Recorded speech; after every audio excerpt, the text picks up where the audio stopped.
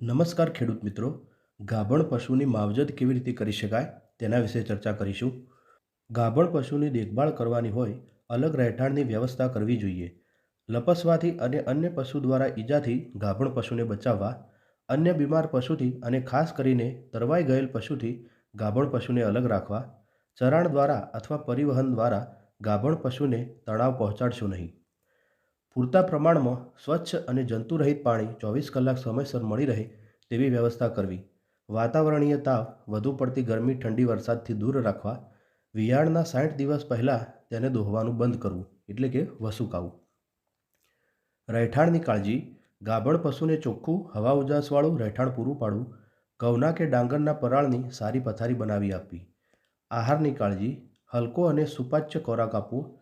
મધ્યમ દૂધ ઉત્પાદન આપતા ગાભણ પશુને અંદાજે 20થી 25 કિલો લીલો ચારો, 3થી 5 કિલો સૂકો ચારો અને 3થી 4 કિલો સમતોલ દાણ આપવું, જેથી છેલ્લા 2 મહિના દરમિયાન બચ્ચાના વધુ વિકાસને ન્યાય આપી પોષક તત્વો પૂરા પાડી શકાય, તેમજ બાવલાનો વિકાસ સારો થાય અને આવતા વેતરમાં વધુ દૂધ ઉત્પાદન મેળવી શકાય.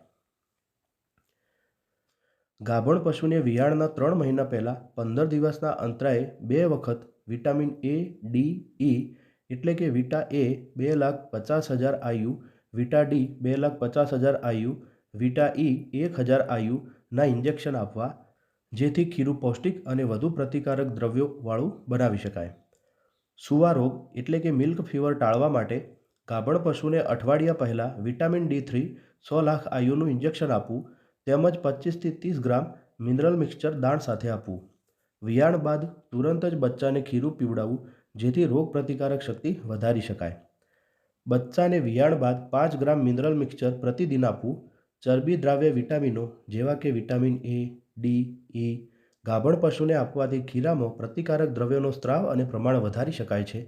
તેમજ આ જ દ્રવ્યોને બચ્ચાના આંતરડા દ્વારા મહત્તમ શોષણ કરવા માટે વિયાણ બાદના અડધો કલાકથી સમયાંતરે ખીરું પીવડાવવું અને 5 ગ્રામ મિનરલ મિક્સચર પ્રતિદિન આપવું જોઈએ, જેનાથી બચ્ચાનો શારીરિક વિકાસ મહત્તમ થાય છે.